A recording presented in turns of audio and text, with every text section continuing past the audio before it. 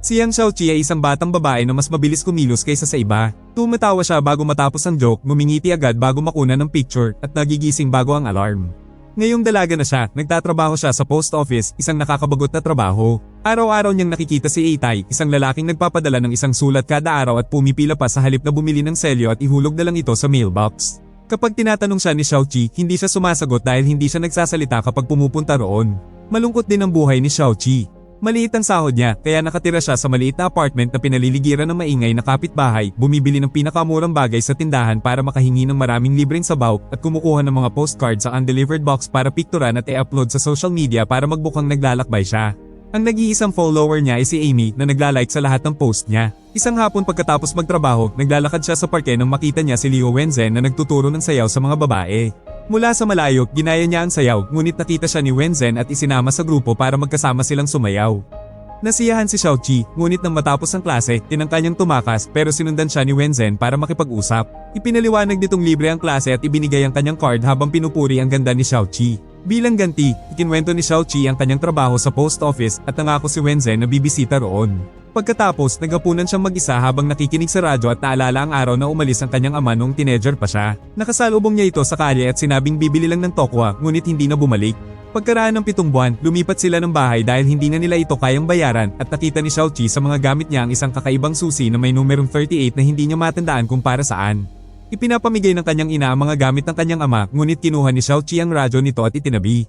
Kinabukasan sa trabaho, isang lalaki ang nagtangkang sumingit sa pila sa pamamagitan ng pagkuha ng numero sa sahig, ngunit nakita siya ni Xiaoqi at Senita. Nagalit ang lalaki at naggawa ng gulo, ngunit mabuti na lang at dumating si Wenzen at pinigilan ito hanggang sa may dumating na empleyado para ilayo ang lalaki. Pagkatapos, nakipag-flirt si Wenzen kay Xiaoqi at habang nagpapanggap na nagpipirma ng form, niyaya niya itong makipag-date sa pamamagitan ng pagsulat sa papel. Isinulat din ni Xiaoqi ang kanyang sagot at nagtanong siya kung hindi ba masyadong mabilis ang lahat, ngunit para kay Wenzen ay cute ang pagiging mabilis niya, kaya nagkasundo silang manood ng sine kinabukasan. Buong gabi siyang nakinig sa radyo at nagpapanggap na si Wenzen ang kumakanta ng mga love song para sa kanya. Kinabukasan, habang nasa bus, napansin niya ang isang lalaking nambabastos ng babae at kumuha siya ng litrato bilang ebidensya. Napansin din niya ang isang lalaking may salamin na nakatitig sa isang matabang babae at sinabihan niya ang babae para baka sakaling magkamabutihan sila.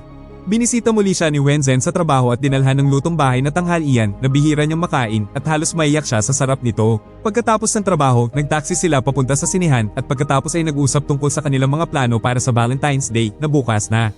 Ipinaliwanag ni Xiaoqi na hindi pa siya nakapagdiwang nito at sinabi ni Wenzen na wala din siyang plano. Mayroon siyang kasintahan noon na namatay sa leukemia at ngayon ay ginugugol niya ang oras sa pagbisita sa ampunan kung saan siya lumaki. May isang batang babae doon na nangangailangan ng agarang heart transplant, ngunit napakamahal nito kaya nakaisip ng ideya si Xiaoqi para makatulong. May paligsahan ng lungsod sa Valentine's Day at ang mananalo ay makakakuha ng 200,000 pera at 2 tiket sa eroplano. Pumayag si Wenzen na sumali, kaya buong gabi silang nag-ensayo ng mga laro para sa kompetisyon. Pauwi, sumakay sila sa bus sa halip na taxi na walang ibang laman kundi sila lang. Naghawak kamay ang dalawa at nagtangkang maghalikan, ngunit biglang nagpreno ang driver ng bus kaya sila napatigil at nasira ang moment. Sa kanyang apartment, pumili si Xiaoqi ng isusuot at tumawag sa radyo para ikwento sa host ang kanyang plano sa Valentine's. Kinaumagahan, isinuot niya ang cute niyang damit at masayang sumakay sa bus na napakaraming tao. Doon ay nakita niya ang lalaking may salamin at ang matabang babae nung nakaraang araw na magka-date at sa tabi niya ay nakaupo ang bastos na lalaki na hahawak sa kanyang dibdib.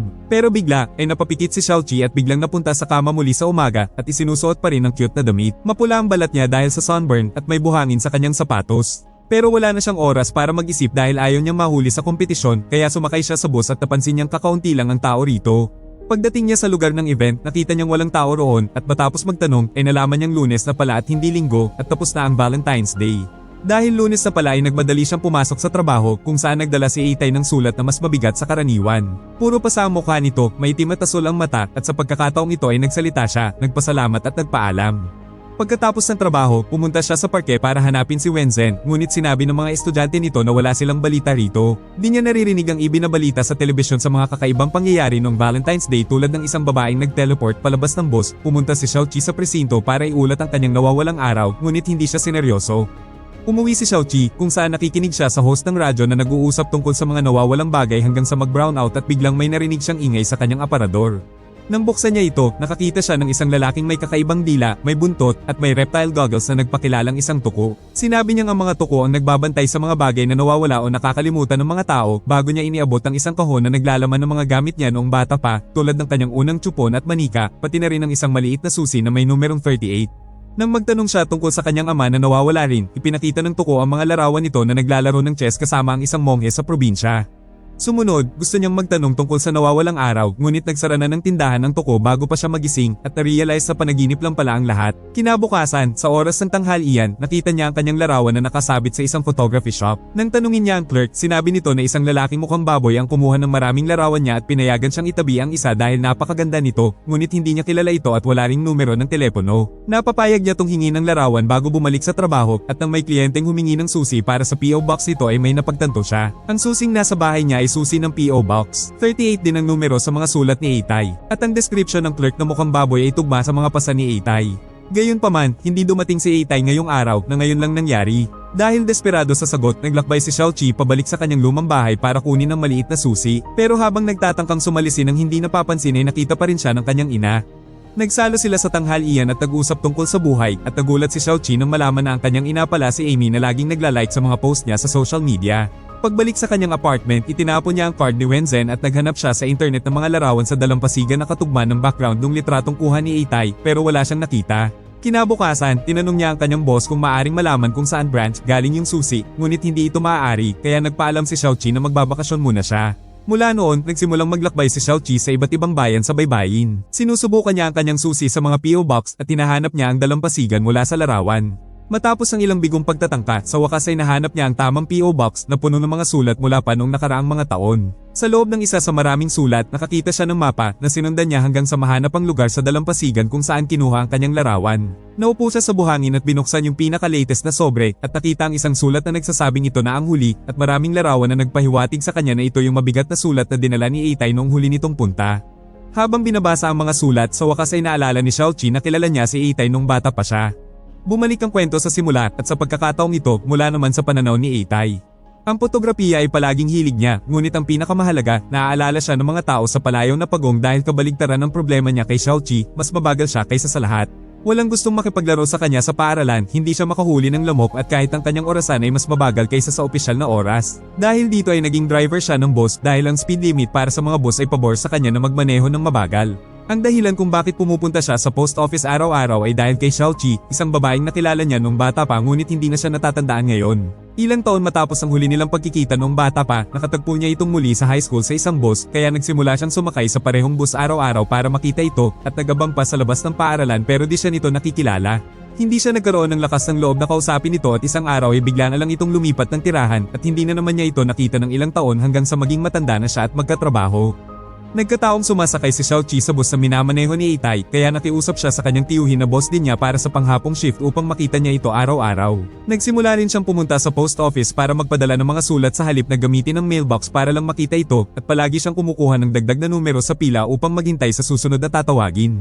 Nariyan siya nung magsimulang bumisita si Wenzen kay Xiaoqi, nakita silang nagliligawan at napansin pa sa mesa ang piraso ng papel kung saan sila nagkasundong manood ng sine. Dahil sa lungkot, umalis si Itay sa gusali at nakita si Wenzen sa kalye na nakikipag-usap sa telepono sa isang tao na naga I love you at binanggit pa ang tungkol sa paghiga sa kama. Dahil naginala, sinimulang sundan ni Itay si Wenzen at natuklasan na mayroon na nga itong kasintahan, isang babaeng paminsan-minsan ay nagluluto para sa kanya. Ang tanghalian na inireregalo ng babaeng ito sa kanya ay ang ibinigay niya kay Xiaoqi, isang pangyayari na nasaksihan din ni Itay. Nang makita niyang lalabas ang dalawa ng magkasama, pinababa ni Itay ang lahat ng pasahero sa kanyang bus gamit ang dahilan na may problema sa makina, saka sinundan sina Xiaoqi at Wenzen sa kanilang date hanggang sa pumasok sa sinihan kasama nila.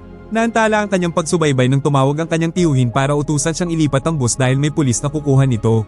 Nagmadali si Itay pabalik sa kanyang sasakyan at napaalis ang pulis nang walang multa sa pamamagitan muli ng dahilan na sira ang makina. Nang maupo siya sa manibela at maghandang umalis, biglang sumakay sina Wenzen at Xiaoqi sa bus dahil ito ang rutang magdadala sa kanila pauwi. Pinanood sila ni Itay sa buong biyahe at ang akmang maghahalikan sila ay nagpreno siya para patigilin sila. Maya-maya pagkababa ni Xiaoqi sa bus, isang grupo ng mga siga at isang babae ang sumakay din sa bus. Lumabas na naging kasintahan ni Wenzen ang babaeng ito na tulad ni Xiaoqi ay hindi masyadong maganda at hinilingan niya itong ipahiram sa kanya ang 500,000 para sa transplant ng isang batang babae at pagkatapos ay hindi na ito tinawagan muli. Kunwaring sinabi ni Wenzen na namatay yung bata at naloko siya ng peking organ donor pero di naniniwala yung siga na kapatid ng babae at sinabing dapat siyang magbayad ng 3 milyon sa loob ng 3 araw dahil kung hindi ay tatapusin siya. Bago sila umalis, itinapon nila si Wenzen sa sahig at sinipan ng ilang beses, kaya nais ni Itay na samantalahin iyon at sipain din ito, ngunit napakabagal niya kaya madali siyang naitulak ni Wenzen. Habang nagbubunuan sila, aksidente nilang nabangga ang radyo at naon ito sa tamang oras para marinig si Xiaoqi na nagkukwento sa host tungkol sa kanyang mga plano sa Valentine's Day. Naisip ni Wenzen na napakatamis nito at ang ugaling ito ay lalong nagpagalit kay Tai na muling sumugod para makipag-away. Sa pagkakataong ito ay nasuntok siya ni Wenzen bago bumaba ng bus. Kaya pala puro pasa ang mukha ni Tai nung huling punta niya kay Xiaoqi. Pero bago ang huling pagbisitang iyon ay may kakaibang nangyari. Matapos ang away kay Wenzen, ipinarada ni Tai ang bus at pinalipas ang gabi roon at nang magising siya, nagulat siya sa sarili na makahuli siya ng lamok. Napansin niya ang isang kakaibang sitwasyon. Ang lahat sa paligid niya ay huminto ang oras. Ang mga tao, hayop, maging ang mga halaman at hangin, walang gumagalaw maliban sa kanya at hindi rin sumasagot ang kanyang tiyuhin sa telepono. Matapos mag-ikot sa kalye upang kumpirmahing walang nakakagalaw o nakakapansin sa kanyang ginagawa, nagdakaw siya ng bisikleta sa isang lalaki at ginamit ito para hanapin si Xiaoqi na nasa bus na akmang hahawakan ng bastos na lalaki. Inilayo ni Itay ang kamay nito, ipinaling ang ulo ng lahat ng pasahero papunta sa bintana at pagkatapos ay inilabas ang driver ng bus para siya ang magmaneho habang ipinangangako kay Xiaoqi na dadalhin niya ito sa isang espesyal na lugar. Pagkatapos ay sinimulan niyang ikwento kay Xiaoqi ang kanilang kwento noong bata pa. Nagkatagpo sila noong isang espesyal na katapusan ng linggo habang pareho silang nasa Taichung para sa bakasyon at pareho din silang nasangkot sa isang malaking aksidente sa sasakyan kung saan sila nasugatan at namatay ang mga magulang ni Itay. Pagkatapos, dinala sila sa parehong kwarto sa ospital kung saan marami silang pinag-usapan at naging magkasama habang nag-aaliw sa isa't isa. Dahil hindi ganong malala ang mga sugat ni Xiaoqi kumpara sa bali ni Itay, nauna siyang makalabas pero nangako silang magsusulatan mula noon. Hindi alam ni Itay kung saan siya titira noon kaya ibinigay niya kay Xiaoqi ang isa sa mga susi ng PO Box ng kanyang ama para doon ito ipadala ang mga sulat. Nagsimula siyang sumulat ng madalas pagkaalis nito at nang makalabas siya ng ospital ay pumunta siya sa PO Box. Nakakita siya ng 2 sulat mula kay Xiaoqi ngunit nandoon din ang lahat ng sa kanya. Ibig sabihin malayo ang tinitirhan ni Xiaoqi kaya dito makuha. Pero di siya tumigil sa pagsulat kahit hindi na ito sumulat muli dahil ang pag-iisip tungkol sa kanilang dalawa ang nakatulong sa kanya na magpatuloy sa buhay ng walang mga magulang.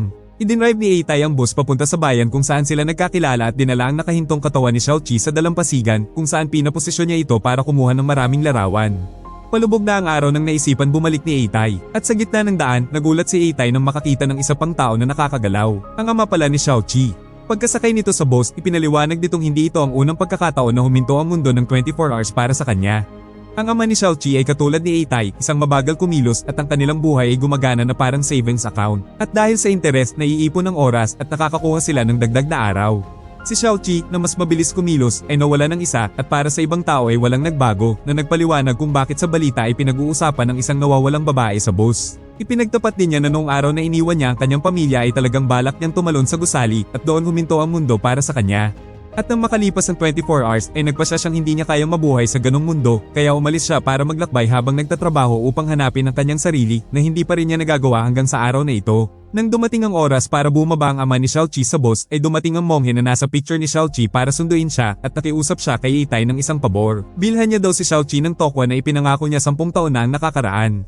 Nangako si Itay na gagawin niya ito pagkatapos kumuha ng larawan ni na Xiaoqi at ng kanyang ama ng magkasama. Pagkatapos, ibinalik niya si Xiaoqi sa kanyang apartment kung saan inihiga niya ito sa kama at matapos mabigo ng ilang beses sa paghalik sa mga labi nito, hinalikan na lang niya ito sa noo. Iginuhit din niya ang mapa at isinulat ang huling sulat na ipadadala niya mamaya sa mas mabigat na sobre bago umalis. Pagkatapos ng karanasang ito, tinanggap niyang oras na para bumitaw siya at ito ang dahilan kung bakit nang pumunta siya sa post office para ipadala ang huling sulat ay nagpaalam na siya kay Xiaoqi. Pagkaalis niya sa gusali, nasagasaan si Itay ng isang truck. Makalipas ang isang taon, lumipat si Xiaoqi at nagtatrabaho na ngayon sa post office kung nasaan ang PO Box 38 ngunit wala na siyang natatanggap na sulat matapos ang insidente. Akala niya ay lilipas na naman ng Valentine's Day nang mag-isa siya. Ngunit sa araw na yon, nagulat siya sa isang biglaang pagbisita. Si Itay na naglalakad ng nakasaklay. Nagsimulang umiyak si Xiaoqi sa oras na makita siya at lalo pang naging maramdamin nang mapansin na ang sulat na dala nito ay para sa kanya. Dinala rin niya ang tokwa na hiningi ng kanyang ama at nagkasundo silang magtanghalian ng magkasama pagkatapos ng trabaho habang nagsisimula ring maiyak si Itay. Huwag mo sana kalimutan mag-like at subscribe. Salamat po sa panonood.